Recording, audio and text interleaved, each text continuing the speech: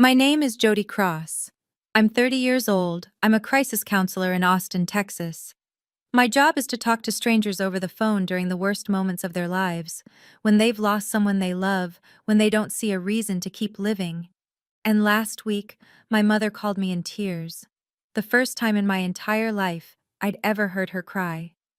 2 years ago, I was the one calling my parents in tears. My daughter, Olivia May, was only 6 weeks old when she died from SIDS, sudden infant death syndrome. And I couldn't save my own child. At Olivia's funeral, only 4 friends showed up. My family's side? Empty. My parents and my brother were 12 miles away at a pool party. My nephew's 8th birthday party, according to them, mattered more than my daughter's funeral. They said, "She's just a baby, she won't remember if we're there." Now my mother needs me. And my answer was exactly 4 words. Before I continue, if this story genuinely resonates with you, please take a moment to like and subscribe, but only if you truly connect with it. And drop a comment telling me where you're watching from and what time it is there. Now, let me take you back to what led to that day, because this wasn't one cruel decision. It was a pattern that repeated itself. November 15th, 2023. 11:43 p.m. I was sitting in my soundproof office at the Austin Suicide Prevention Center. Headphones on, notebook open, call number 63 that week. The woman on the other end had lost her son to SIDS 8 months earlier. She was calling because she couldn't sleep, couldn't eat, couldn't remember what it felt like to be okay. She said something I'll never forget. "No one understands unless they've lived it." I gave her the script, the one I'd perfected over 6 years. "You're going to survive this. I know it doesn't feel that way, but you will." She believed me. I believed me too. I hung up at 1 o'clock in the morning. 1 hour, 18 minutes. I logged it. Marked the outcome. Caller safe. Follow-up scheduled. I didn't know that 6 months later, I'd be calling that same hotline. Not to work. As a caller. Nathan and the proposal. I met Nathan in January 2023 at a bookstore on South Congress. He was a high school teacher. 32. Quiet. Kind in a way that felt rare. We dated for 8 months. I got pregnant in September. Unplanned. He proposed when I was 32 weeks along. We were sitting in my apartment, and he looked at me like I was the only thing that mattered. "I want this," he said. "I want us." We got married at the Travis County Courthouse on Valentine's Day, 2024. 2:15 p.m. ceremony. Total cost, $320. I invited my parents. They came. They stayed for 25 minutes, then left because my mother, Suzanne, had a charity luncheon. Before they walked out, my father, Randall, pulled me aside. He whispered, "Garrett never put us through this kind of embarrassment." I laughed it off. I didn't realize then that it was a warning. Olivia arrives April 18th, 2024. 4:32 a.m. My water broke. Nathan drove me to St. David's Medical Center. Labor lasted 11 hours. Olivia was born at 3:51 p.m., 6 pounds, 3 ounces. She cried softly, and I cried harder. I called my parents immediately. My mother answered on the 4th ring. "Hi, sweetie." "Mom, I just had the baby. Olivia's here." Silence. Then, "Oh, congratulations. We'll visit tomorrow, honey. Your father and I need to be at Garrett's deal closing today. It's a big one, $2.3 million. I felt something twist in my chest. "Mom, I just gave birth to your first granddaughter." She paused. "Austin Jr. is our first grandchild, Jody. This is our second." I held the phone for 3 more seconds before I hung up. The next day, I got a text. "Congratulations again. Can you send photos? We're swamped with Garrett's celebration dinner." I looked at Olivia sleeping in the hospital bassinet. I took a photo. It would be one of only 4 pictures I'd ever have of my daughter. The first 6 weeks. I took unpaid maternity leave. The crisis center doesn't offer paid time off. Nathan kept teaching. We lived off our savings, $8,100. Olivia was healthy, perfect even. Dr. Laura Brennan confirmed it at her 6-week checkup on May 28th. She's perfect, Dr. Brennan said, smiling. I posted a photo of Olivia on Facebook that night. Private album. My mother reacted with a heart emoji. No comment. Garrett didn't interact. My father didn't even open it. I told myself they just needed time. Maybe when Olivia smiled, or laughed, or said "Grandma," everything would click. I was wrong. On the night of May 31st, I put Olivia in her crib at 10:15 p.m. She was sound asleep. I kissed her forehead. "See you in the morning, baby."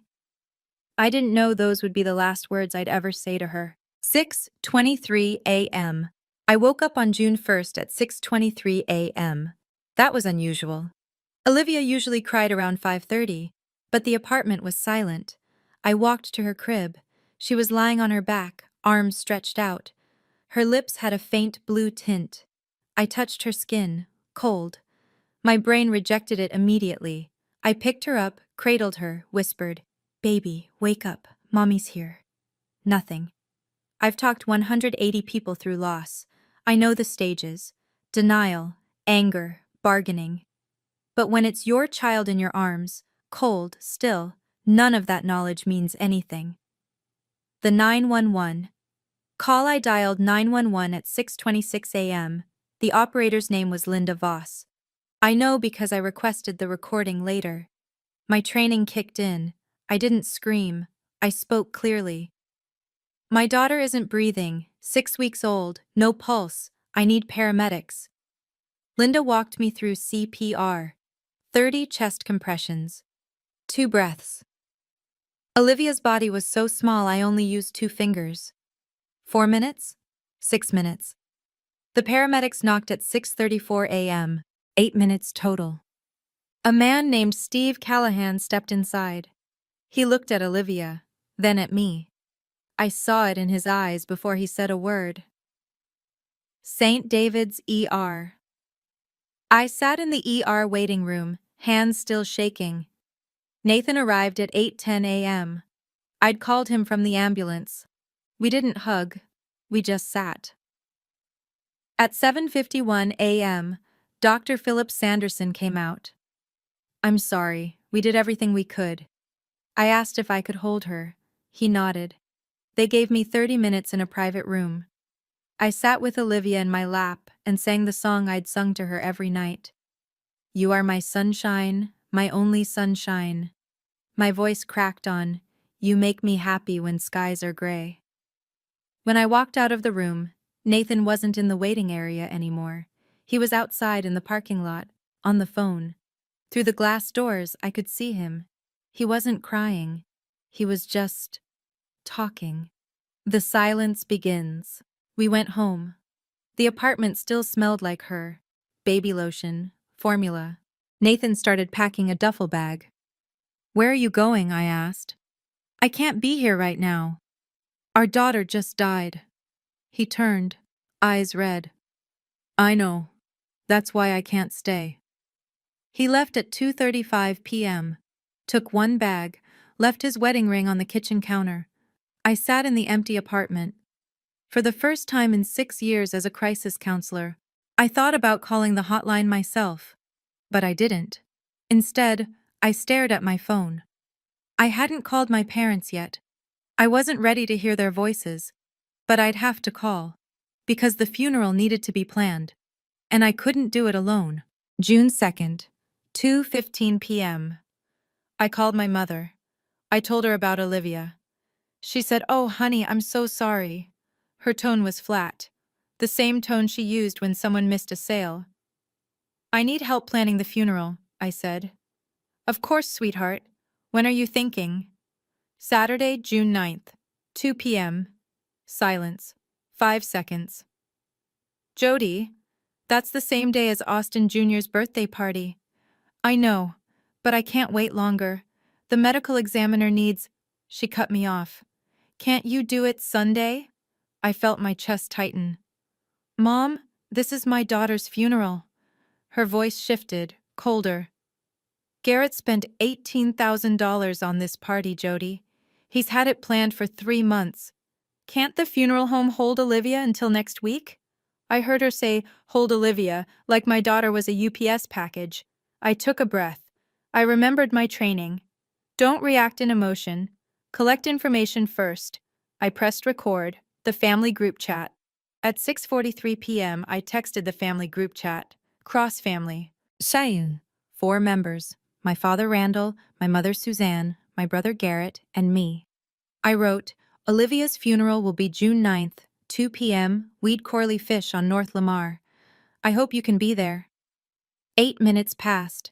Garrett replied, Jody, you know that's Austin Jr.'s party. We have 85 guests confirmed. Can you move it to Sunday? My father reacted with a thumbs up to Garrett's message. My mother wrote, Honey, we want to be there. But this is a big milestone for Austin Jr.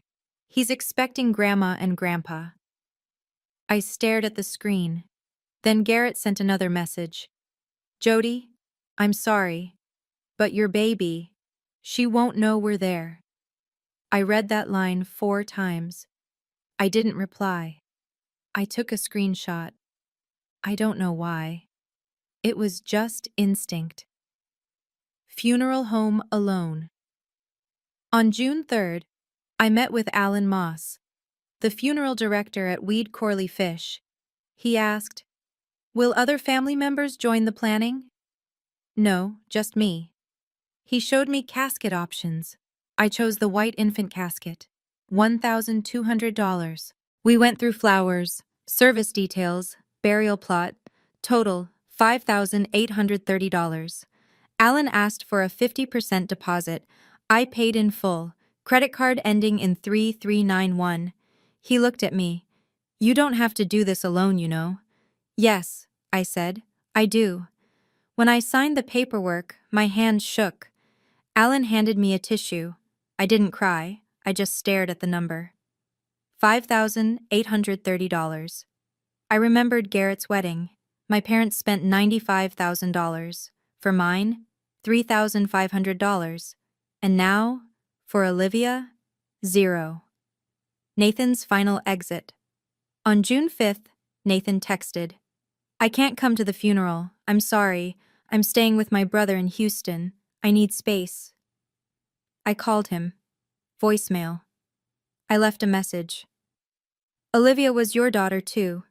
He never replied. On June 7th, I got an email from his lawyer. Divorce petition, irreconcilable differences. We'd been married 3 months and 18 days. I sat at my laptop. I didn't cry, I just opened a blank document. And I started writing. Between June 4th and June 8th, my mother posted 6 updates on Facebook about Austin Jr.'s big day, photos of decorations. A custom tropical-themed cake, $650. Hired performers, 2 magicians, 1 face painter. Total cost, $2,100. One caption read, Can't wait to celebrate our special boy. I saw every post. Facebook made sure of it. We were family after all. I didn't react. But I took screenshots with timestamps. On June 6th at 11:23 a.m., she posted, Countdown to Austin Jr.'s epic pool party. Grandma and Grandpa can't wait. Nothing beats celebrating life with the ones who matter most. Hashtag Blessed Grandma. Hashtag Family First. 47 likes. 12 comments. All congratulating her. I clicked on her profile. Not one mention of Olivia. Not one condolence post. It was like my daughter had never existed. Garrett's justification. On June 7th, Garrett called me. Rare, he usually texted. Look, I feel bad about Olivia. I really do. But Jessica and I spent $18,000 on this party. We've had it planned since March. Austin Jr. has been talking about it for months. You can't expect us to cancel. I'm not asking you to cancel, I said. I'm asking you to come to your niece's funeral. Jody, be reasonable. It's the same time. I can't be in 2 places. You're choosing a pool party over a funeral. He paused. Then, I'm choosing my living son over. I'm sorry, that came out wrong. Click. He hung up. I played the recording back later. I'd started using a call recording app after my mother's first call. Garrett's voice clear as day. Jody, your baby was 6 weeks old. She barely existed. Austin Jr. is 8. He has memories. He has feelings. I'm not missing his day for a sad ceremony that won't change anything. Barely existed. 6 weeks, 42 days, 1,008 hours. Olivia existed every single second. The final call to Mom. June 8th, 8:15 p.m. I called my mother one last time. I wasn't begging. I just wanted to understand. Mom, I just need you there for 1 hour, from 2 to 3 p.m. Then you can go to the party. She sighed. Jody, honey, you don't understand. We're the host's parents. We can't just show up late. People will talk. You're worried about people talking about you being late to a pool party more than skipping your granddaughter's funeral? Her voice hardened. Don't guilt-trip me. You're being selfish. Then she said it, the line I'll never forget. Jody, it's just a baby. She wouldn't even remember us being there. But Austin Jr.? He'll remember if Grandma and Grandpa miss his party. Your brother's milestone matters more. That's just reality. I didn't respond right away. My hands were shaking, but my voice stayed calm. Okay, Mom, I understand.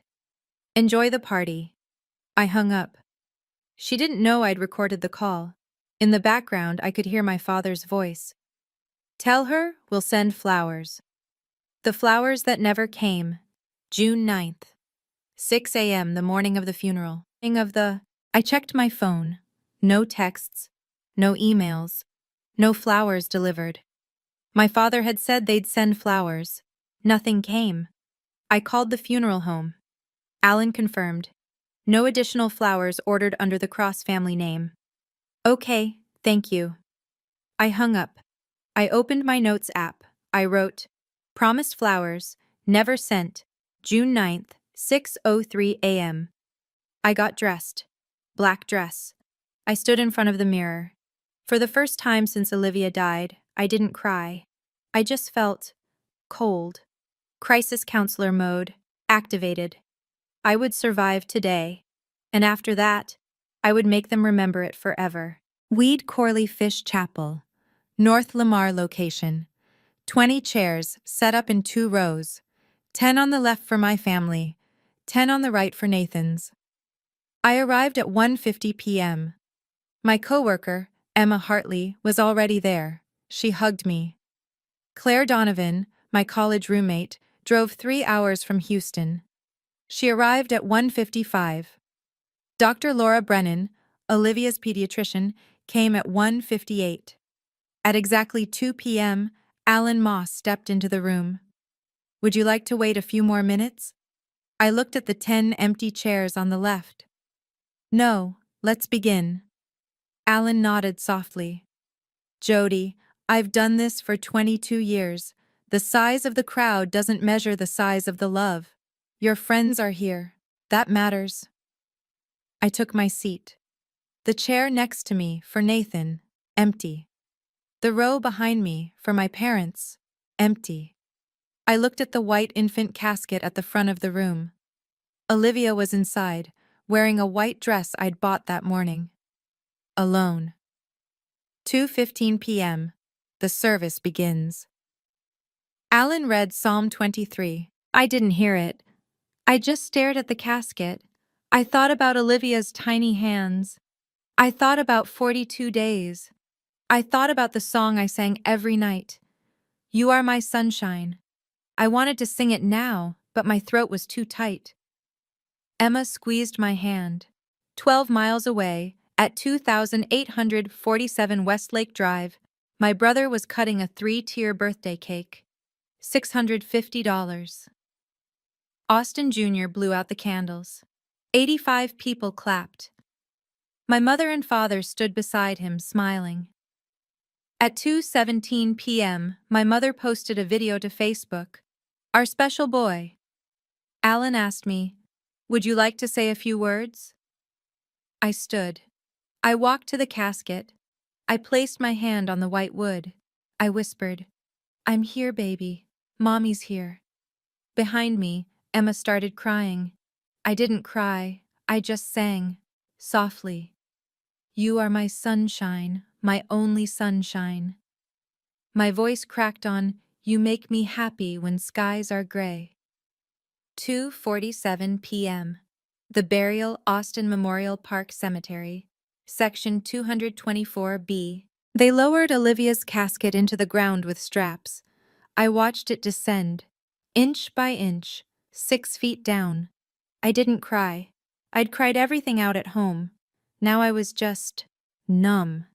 Dr. Brennan stood beside me, holding my elbow. Claire threw a white rose into the grave. Emma did the same. I was last. I threw in Olivia's first ultrasound photo. 20 weeks. Goodbye, sunshine.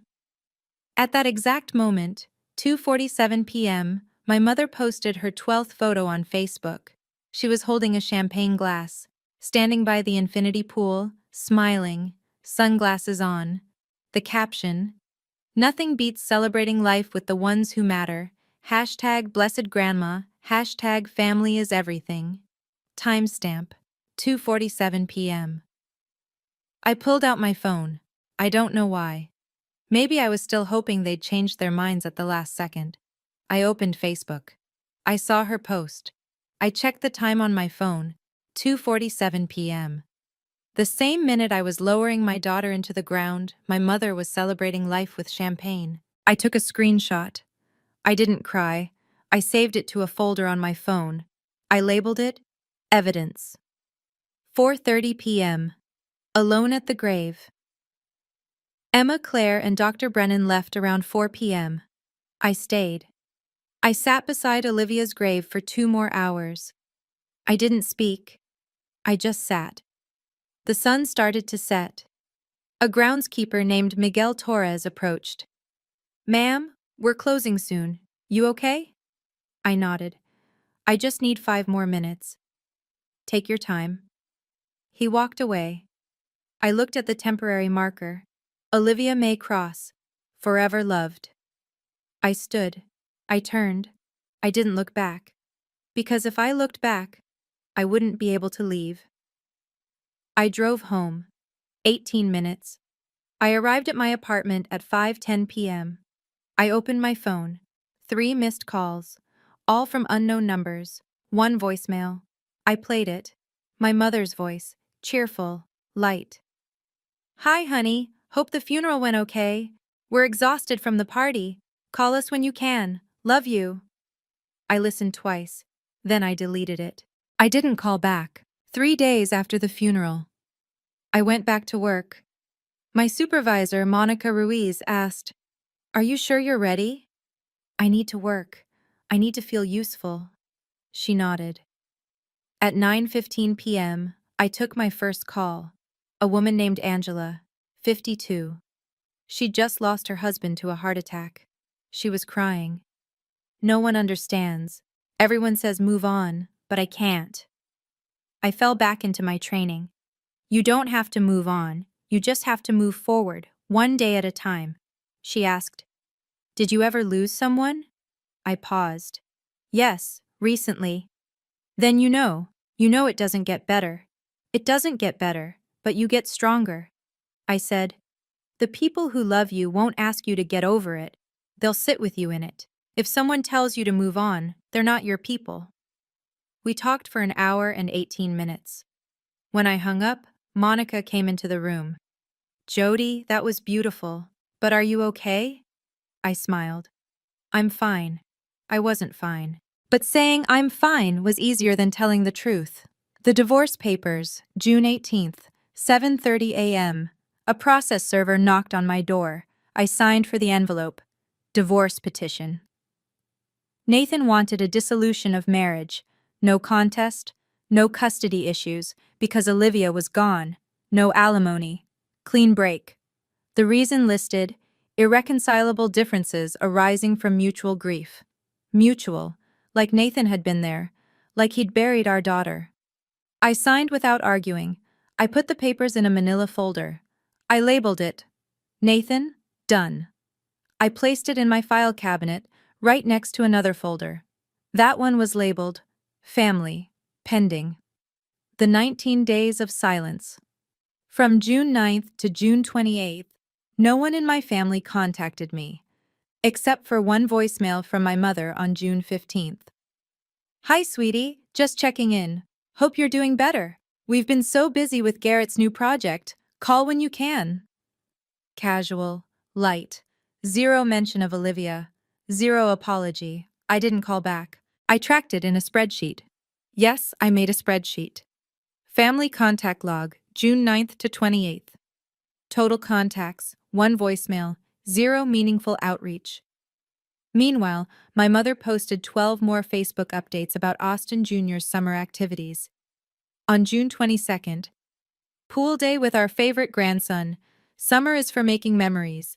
Hashtag grandma life, hashtag blessed.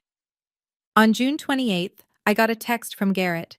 Hey, Mom's birthday is July 10th. Family dinner at our place. 6 p.m. You coming? No, how are you? No, sorry we missed the funeral. Just a casual dinner invite. Like nothing had happened. The journal entries pile up. Every night, I wrote in my journal. A therapy technique I taught my clients. From June 9th to June 30th, 21 entries. Each one started the same way. Day X without Olivia. On June 30th, I wrote, Day 29 without Olivia. Day 19 without my family acknowledging her existence. Day 12 since Nathan's papers. I counseled 31 people this month. I tell them they're not alone. But I come home to an empty crib, an empty bed, and an empty inbox. I'm the fraud. I'm the one who's alone. I closed the journal. I looked in the mirror.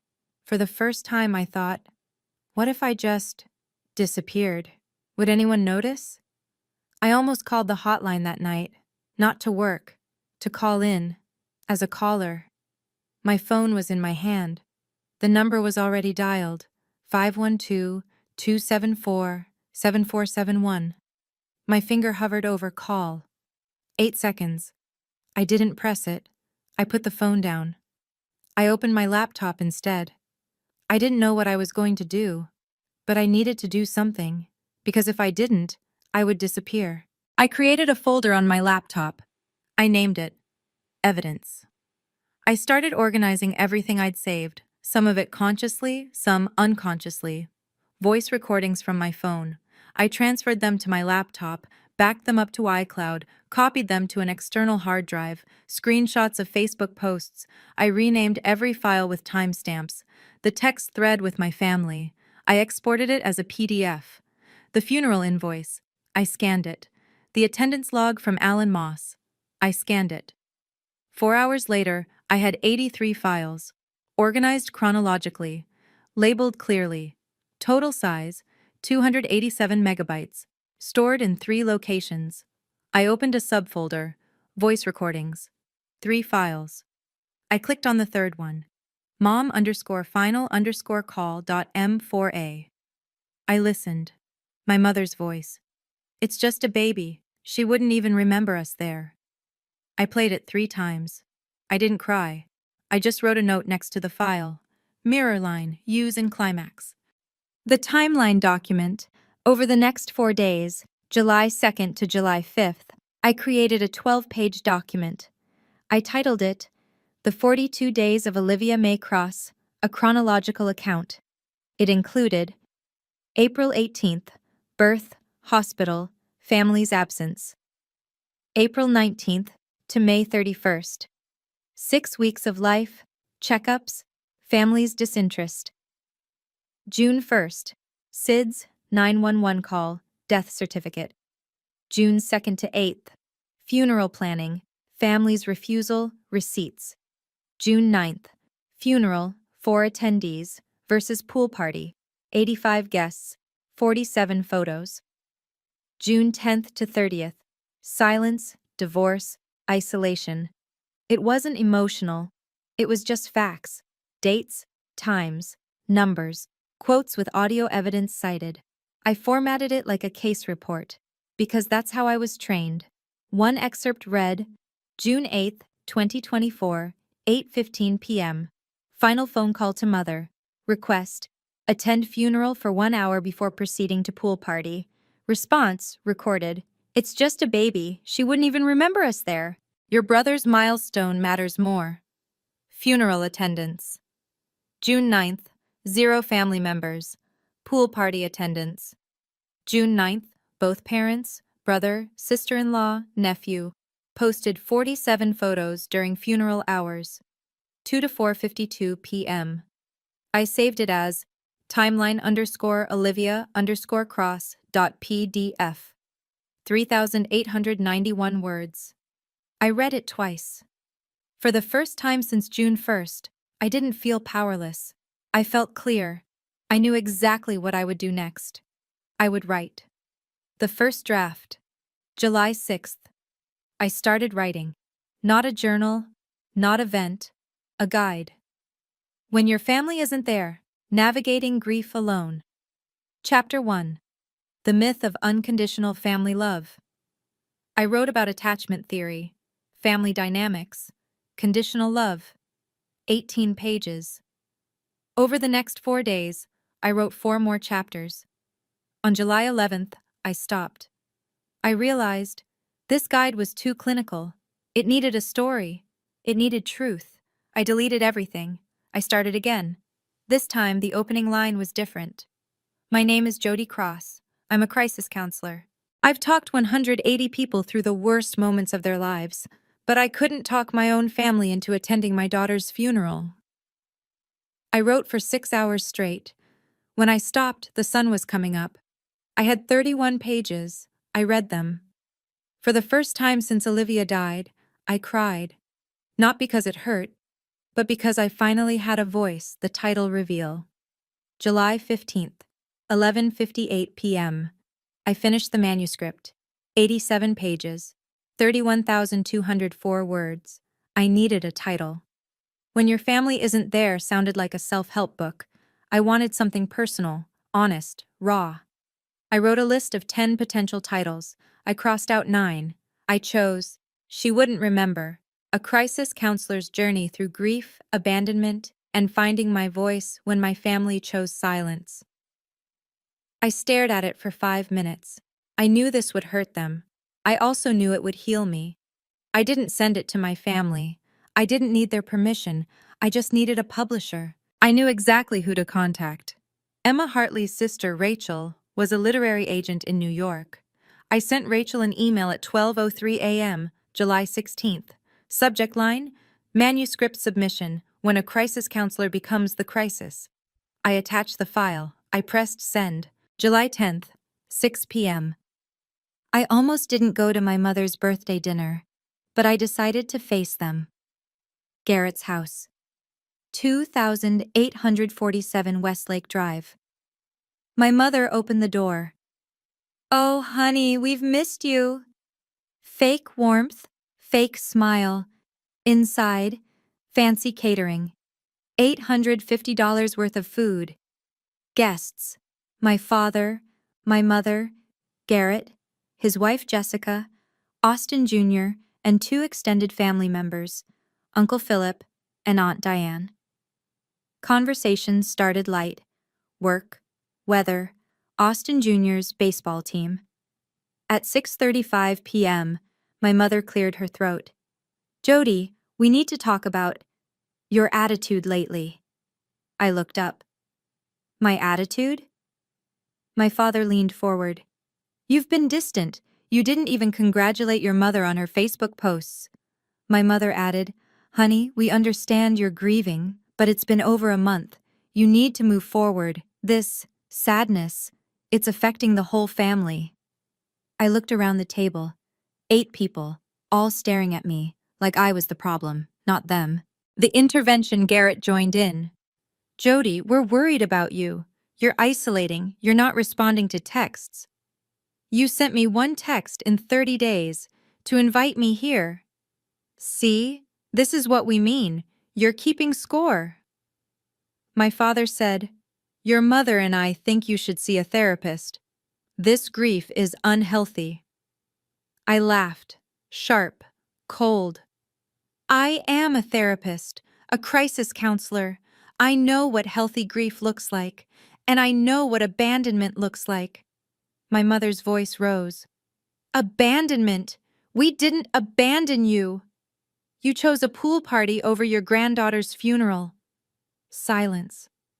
8 seconds. Jessica looked down, uncomfortable. My father tried to recover. Jody, that's not fair. We had commitments.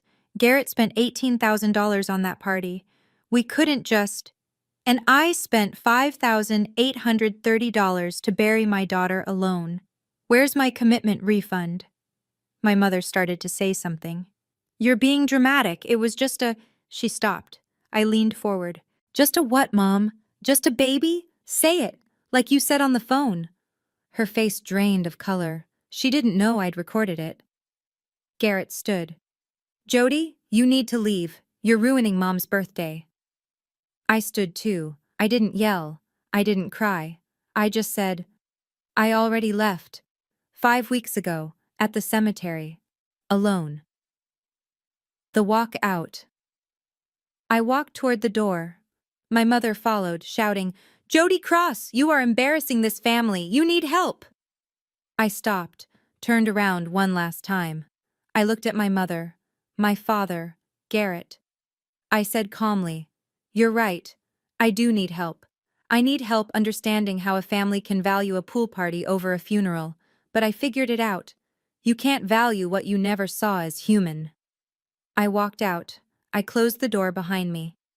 6:47 p.m. I sat in my car outside the apartment building for 10 minutes before going inside. I checked my email on my phone. One new message. From Rachel Hartley. Subject. Manuscript submission. I opened it. Jody, I read your manuscript in one sitting. I cried 3 times. This is powerful. I want to represent you. Call me. The decision. July 12th. I called Rachel. Your story is what people need, she said.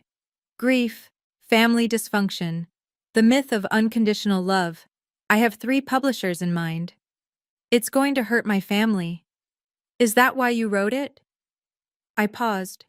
No. I wrote it because 180 people called me for help, and no one helped me. I wrote it so the next person who buries their child alone knows they're not crazy. Then that's your answer. I'll send it out Monday. I agreed. I hung up. I looked at the manuscript file on my laptop. 31,204 words. I thought about Olivia. I thought about the 4 people at her funeral. I thought about 47 Facebook photos. I clicked Send to Rachel Hartley. Done. On July 20th, Rachel called. Bidding war. 2 publishers. Offers, $75,000 from HarperCollins. $95,000 from Simon & Schuster. What do you want to do? Rachel asked. Whoever can publish fastest. Simon & Schuster. 4 months, November release. Do it. November 3rd, 2024. She wouldn't remember hit bookstores. I didn't do a big launch. I just posted 1 photo on Instagram. My professional account. 340 followers, mostly colleagues and clients. The photo. The book cover. Caption. For Olivia, and for everyone who grieves alone. Within 6 hours, 1,200 shares. Comments flooded in. I needed this. This is my story too. Thank you for your bravery. First week. 12,400 copies sold. Rachel called, excited. Jody, you're on track for the bestseller list.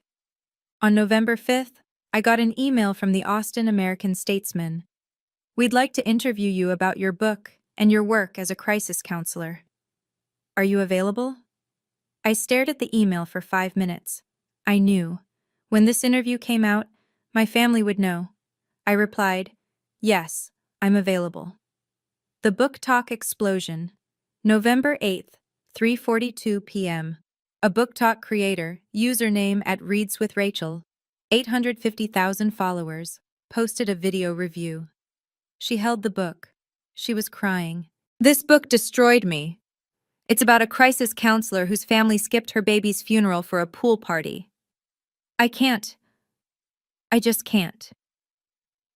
The video got 2.3 million views in 3 days, 18,600 comments, 43,000 shares. Book sales spiked.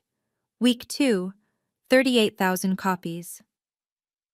On November 12th, She Wouldn't Remember hit the New York Times bestseller list. Number 7, Nonfiction. Rachel called. You did it! On November 13th, I got a DM on Instagram. From Jessica, Garrett's wife. Jody, I read your book. I'm so sorry. I begged Garrett not to make that choice. I want you to know, I saw you. I'm sorry I didn't speak up. I read it 3 times. I didn't know what I felt. Part grateful, part furious she hadn't said something sooner. I didn't reply right away. I needed to think. The Olivia May Foundation, December 1st, 2024. I launched the Olivia May Foundation, a nonprofit to support single mothers and parents who'd lost infants, especially SIDS cases. Mission: financial assistance for funeral costs, grief counseling, community support. I used $50,000 from my book advance as seed funding. Our first recipient, Maria Gonzalez, 28, single mom, lost her son, 3 months old, to SIDS in October. She couldn't afford the funeral. The foundation covered the full cost, $4,200, plus a $10,000 scholarship for Maria to return to nursing school. At the launch press conference, I stood at the podium. 30 people attended: press, supporters, grief counselors. I said, Olivia lived 42 days. In those 42 days, she taught me what unconditional love looks like. This foundation is my promise to her. Every child, no matter how briefly they lived, deserves to be remembered with dignity. And every parent deserves support, not silence. I looked out at the audience. I saw Emma, Claire, Dr. Brennan. I also saw Nathan, my ex-husband, standing in the back row. He didn't approach. He just nodded. I nodded back. No smile, just acknowledgement. One chapter had closed. The Austin Interview, December 5th. The Austin American-Statesman published a feature article. Headline: Local Crisis Counselor Turns Personal Tragedy into Advocacy. Jody Cross on Grief Family and the Olivia May Foundation. The article included excerpts from my book, a photo of Olivia, the first time she'd been shown publicly. Interview quotes. One key quote. My family told me my daughter wouldn't remember if they attended her funeral. But I'll make sure the world remembers her, not because of how she died, but because of how they responded when she did. The article went viral locally. 8,900 shares in 24 hours. It included the address of Cross Auto Group, my father's dealership chain, because he was the owner. People started Googling Cross Auto Group. They saw the connection. And they started leaving reviews. Google reviews for Cross Auto Group exploded. Sample reviews. Owner skipped his granddaughter's funeral for a pool party. Would you trust someone with those values to sell you a car? 1 star. Read Jody Cross's book, then decide if you want to give this family your money. 1 star. Family business? More like a family that abandons their own. 1 star. In 5 days, 340 new reviews. Mostly 1 star. Overall rating dropped from 4.8 stars to 2.1 stars. My father called me on December 8th. What did you do? I wrote the truth. You're destroying our business. I didn't destroy anything. I just told my story. People drew their own conclusions. On December 10th, my father's business partner, Victor Huang, emailed him. My father forwarded it to me with one line. Are you happy now? Victor's email. Given recent public perception issues, I'm withdrawing from our partnership agreement. Best of luck. The deal was worth $1.2 million. I didn't reply. Garrett's PR crisis. Garrett worked at a tech company called Innovate Solutions, mid-size, 200 employees, values-driven culture. On December 9th, HR called him in. We've received questions from employees about the book. Your name is mentioned. Can you clarify? Garrett admitted the story was true. On December 11th, the CEO, Linda Petrova, met with him. Our company emphasizes family values in our branding. This situation is problematic. We need you to issue a public statement. Garrett refused. On December 12th, internal Slack messages leaked. Employees were discussing, should we employ someone who skipped a baby's funeral? 45 employees participated in the thread. On December 13th, Garrett texted me. We need to talk. This has gone too far. I read it. I didn't reply. Emma asked, are you going to respond? What's there to say? He made his choice. Now he's living with it. Suzanne's social media collapse. On December 6th, strangers found my mother's Facebook through the article. Comments flooded her old pool party posts. You posted this during your granddaughter's funeral. Disgusting. Hashtag blessed grandma, more like hashtag heartless grandma. Celebrating life while your daughter buried hers alone. Shame on you. All 47 posts from June 9th were bombarded with comments. She tried to delete them. They came back. Screenshots were already circulating. She tried to set the posts to private. Too late. On December 10th at 3:17 a.m., she deleted her entire Facebook account. My father called. Your mother is devastated. She can't even go to her book club. People are talking. People talked about me too. When I buried my daughter alone. Where were you then? On December 11th, I got a voicemail from my mother. First direct contact since the July 10th dinner. Her voice was shaking. Jody, I don't know what you want from me. I can't go outside without people staring. Please, can we talk? I listened twice. I saved the voicemail. I didn't call back, not yet. Jessica's private apology. December 14th, 10:30 a.m. Jessica requested to meet me. Coffee shop, neutral ground. Epic Coffee on West 29th Street. She arrived, visibly anxious. I read your book. I'm so sorry, Jody. I begged Garrett not to make you choose. I told him we should go to the funeral first. He said his parents would be upset if we didn't prioritize Austin Jr. Why didn't you come alone? I was afraid. Of Garrett. Of his parents. I know that's not an excuse. She cried. I didn't hug her. I just nodded. I'm separating from family events, she said. I told Garrett, until he apologizes to you, I'm out. Will you ever forgive us? She asked.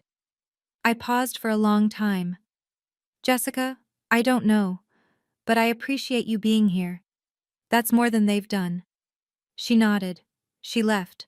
I sat there for another 10 minutes. I thought, one person chose accountability, the other 3 still choosing pride. My father texted, your mother wants to see you. Family lunch, December 22nd, our house. Please come. We need to talk. I didn't reply right away.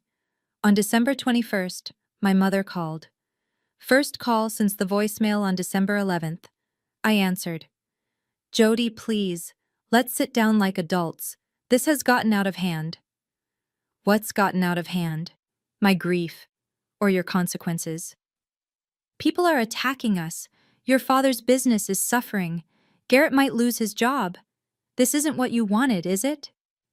What I wanted was my family at my daughter's funeral. What I got was 47 Facebook posts. Silence. Then she said, Jody, please, let's move past this, for family. I took a breath. You told me Olivia wouldn't remember if you were there. Pause. You were right. Pause. But the world will remember you weren't. 8 seconds of silence. And unlike Olivia, Mom, the world doesn't forget. She whispered. That's cruel. No, cruel was choosing a pool party. This is just memory. Will you come to lunch? No. I don't think I will. I hung up. I didn't block her number, but I didn't answer the next time she called either. I'd said everything I needed to say. Christmas alone, but not lonely, December 25th, 2024. The first Christmas without Olivia. I didn't go to my family's house, obviously. But I didn't sit at home crying either. I volunteered at the Austin Grief Support Center. I facilitated a group session for 8 people who'd lost loved ones during the year, 10 a.m. to 12 p.m. A man named David, 41, lost his wife to cancer in September, said, "I read your book. It helped me realize I'm not weak for struggling."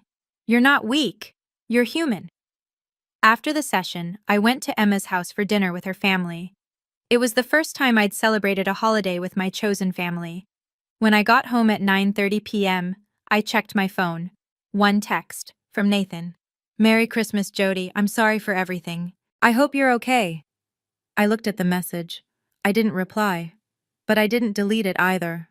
I just acknowledged it. A piece of the past had spoken. But the past didn't define me anymore. The #1 bestseller and Foundation Impact, January 10th, 2025. She Wouldn't Remember hit #1 on the New York Times bestseller list. Nonfiction. Rachel called, ecstatic. "You did it, Jody! #1! I didn't scream.